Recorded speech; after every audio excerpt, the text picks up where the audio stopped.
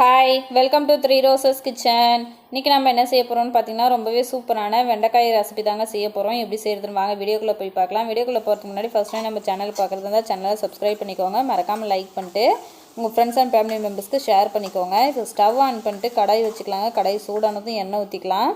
எண்ணெய் ஊற்றிட்டு வெண்டைக்காய் வந்து கட் பண்ணி வச்சுருக்கேன், அதை சேர்த்து வறுத்துக்கலாம். ஸ்டவ்வை பார்த்திங்கன்னா லோ ஃப்ளேமில் வச்சு வெண்டைக்காயை வந்து வறுத்து விட்டுக்கோங்க. அப்போது அந்த வெண்டைக்காயில் இருக்கிற வளவளப்பு தன்மையெல்லாம் போயிடுங்க. இப்போ பாருங்கள், இதெல்லாம் வெண்டைக்காய் நல்லா வறுத்து அந்த வளவளப்பு தன்மையெல்லாம் போயிடுச்சு. இப்போ இது வந்து ஒரு பிளேட்டுக்கு மாற்றிக்கலாம்.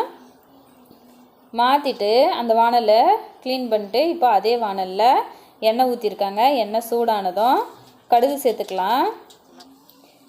கடுகு நல்லா பொரிஞ்சு வந்ததும் ஒரு வெங்காயம் வந்து நீல வாக்கில் கட் பண்ணி வச்சுருக்கேன், இப்போ அதை வந்து சேர்த்துக்கலாம்.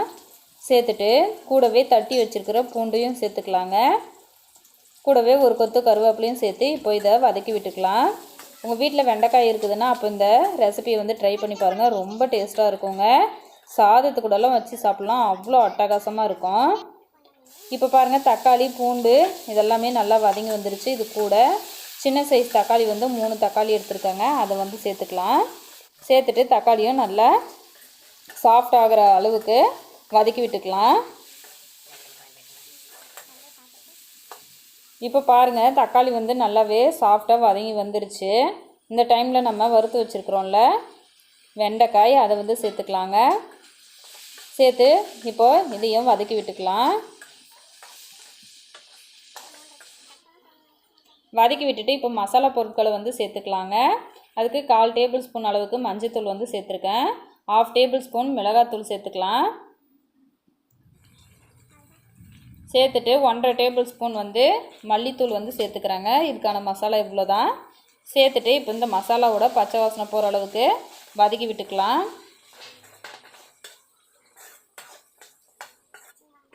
வதக்கி விட்டுட்டு இப்போ இந்த ரெசிபிக்கு தேவையான அளவு உப்பு வந்து சேர்த்துக்கலாங்க. நான் வந்து கல் உப்பு சேர்த்துக்கிறேன். சேர்த்துட்டு இப்போது தேவையான அளவு தண்ணி வந்து ஊற்றிக்கலாம். இதுக்கு வந்து ரொம்ப தண்ணியெல்லாம் ஊற்றக்கூடாதுங்க, கரெக்டாக திட்டமாக பார்த்து சேர்த்துக்கோங்க. இப்போ தண்ணி ஊற்றி ஒரு வாட்டி நல்லா கலந்து விட்டுடலாம். கலந்து விட்டுட்டு ஸ்டவ்வை வந்து நல்லா மீடியம் ஃப்ளேமில் வச்சுட்டு தட்டு போட்டு மூடி வச்சுக்கலாங்க. இது வந்து நல்லா கொதித்து அந்த காயெல்லாம் வெந்து வரட்டும். அது வரைக்கும் வந்து நம்ம இதை வேக வச்சு எடுத்துக்கலாம். அவ்வளோதான், பாருங்கள், சூப்பராக நம்மளோட வெண்டைக்காய் ரெசிபி வந்து ரெடி ஆகிடுச்சு. ஃபைனலாக கொத்தமல்லி இலையை வந்து தூவிக்கலாங்க. தூவி கலந்து விட்டுட்டு இப்போ வந்து ஸ்டவ் ஆஃப் பண்ணிடலாம். கண்டிப்பாக நீங்களும் ட்ரை பண்ணி பார்த்துட்டு உங்களோட கமெண்ட்டு சொல்லுங்கள். தேங்க்ஸ் ஃபார் வாட்சிங்.